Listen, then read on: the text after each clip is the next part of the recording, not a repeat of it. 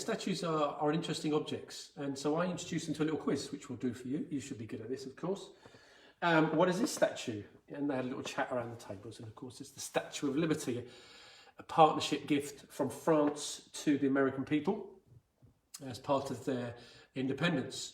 And it's an incredible statue, really. It's in the image of a god, the god called Libertas, which means liberty or freedom.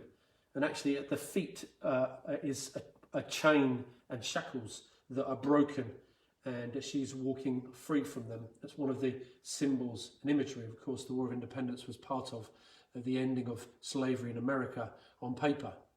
And so this image was built at the entrance to New York, where many people came from all over the world to be welcomed, to find freedom and opportunity and hope in this land of liberty.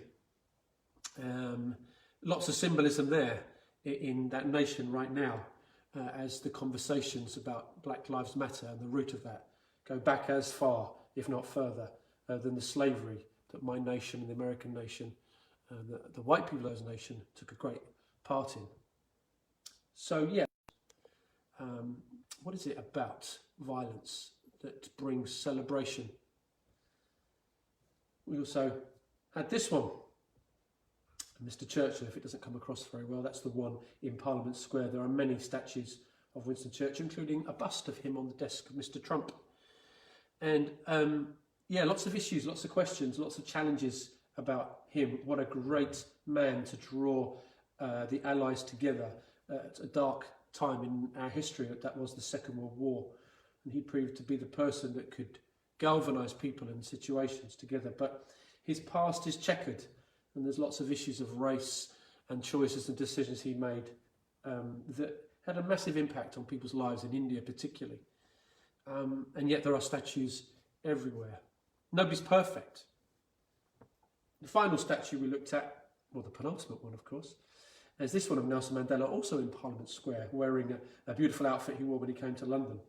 And this man, who was served time and in prison for being part of a terrorist group, as identified, had a massive change of heart and mindset, and wrote so much about it at his time in prison, and came out as someone who wanted reconciliation and peace and non-violence, and worked tremendously hard to do that in his home nation of South Africa and of course around the world.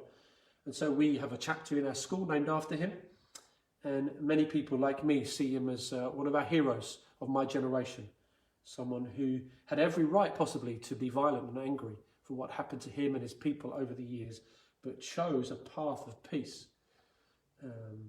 And yeah, and of course we have this old former statue that 48 hours ago was up in Bristol, the statue of Edward Colston, a businessman, a member of Parliament, a philanthropist, which means someone who gives away a lot of money, and did give away an incredible amount of money, building hospitals and schools and doing a lot of work for the poor in and around Bristol. And of course, when he died, the people of Bristol were very grateful for the money he'd given and the libraries that he'd done. So they put lots of statues, and lots of roads were named after him. But where had this money come from?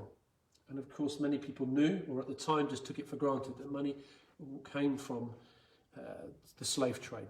And his company, the Royal African Company, had taken part in transporting 84,000 black men, women and children from Africa against their will across the seas to work in the slave plantations for tobacco and also the sugarcane.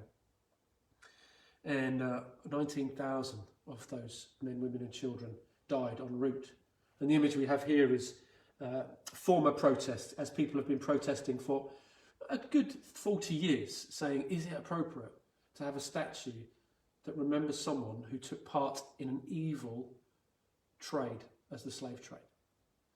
And of course, this weekend, if you watched your news, you knew that those peaceful protests that have happened over many years, something snapped and a rope was tied around his neck, and it was pulled down, dragged and placed into the harbour where many of his ships sailed from to go and do this evil trade. So it's interesting, this whole process of how we raise up individuals to be heroes. And yet all of us have got faults. All of us have got things that we've not done right and we've made mistakes. And yet some are celebrated, some are not. It reminded me of my namesake on my birthday. I was born in St Paul's Hospital 52 years ago, named after not just the hospital, but Paul, who was a person whose job it was to persecute and track down Christians and indeed oversee the murder and the killing of them 2,000 years ago. And yet we have hospitals named after him. We have our big cathedral in London named after him, St Paul. I'm named after him. So what is it within his life and the choices he made that then turned so that we could still celebrate him today and it not be a name we're embarrassed of? Well, he had an interaction. He had a moment where something transformed and changed the way he looked on a road to Damascus. And many years later, he was in Athens, a great city with many statues, and he looked in wonder at all the statues they had there for the different gods. And there's one statue plinth there which was for the unknown God, and it was empty. They were covering their backs. The Greeks were covering their backs with all the gods that they worship, including the God that we celebrate on entering New York. And so he stood up in the crowd, this persecutor of Christians who'd now changed his way and started talking of a message of hope and reconciliation and love that he'd experienced that had come from the unknown God that he'd got to know. And it was a sequence of statues that sparked that conversation. So I left this morning, the students saying, are we statues?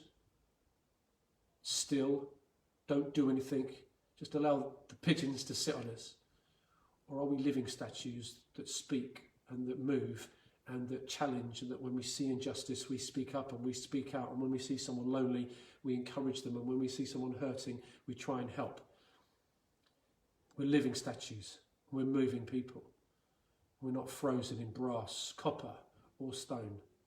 And that gives us the chance every day, every moment, to recognise the mistakes we've made and to do something that changes the life of an individual or a community. And maybe it is standing alongside people at this time under the Black Lives Matter campaign. Maybe it is, like this morning, just coming alongside a student who's so missing his little brother because he doesn't live with him. And as those tears flowed in the chapel, we had some smiles, and off he went. And then we threw a rugby ball together. Small things, but for that kid, he was able to move on. And for the people in your lives that you know are stuck or are hurting, those small things we do, no one will build a statue to you or me, but they will make a tremendous difference for good. So are we a statue that gathers dust? No. We're living, breathing, moving people that, yes, make mistakes, but can and do help change people's lives every day. So go be a living statue today. And watch with the news, watch how the peaceful protests continue, and God bless you all. Take care.